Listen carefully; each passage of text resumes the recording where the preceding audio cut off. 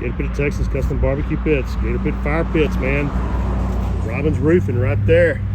We custom cut for Robbins Roof in Katy, Texas.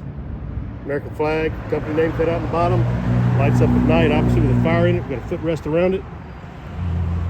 Put your feet up there, warm your feet up, warm your toes up.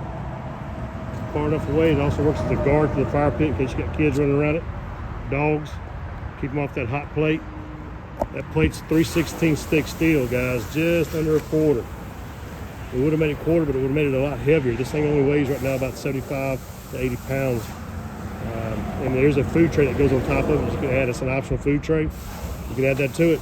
These are badass fire pits, man. Robbins Roofing cut out this one. We put your name in there, ranch name. Just call me.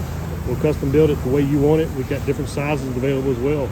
This is a 24-inch size. 24-inch meaning the fire pit itself. It's 30 inches overall, squared, 30 squared. Rich Robbins, see ya.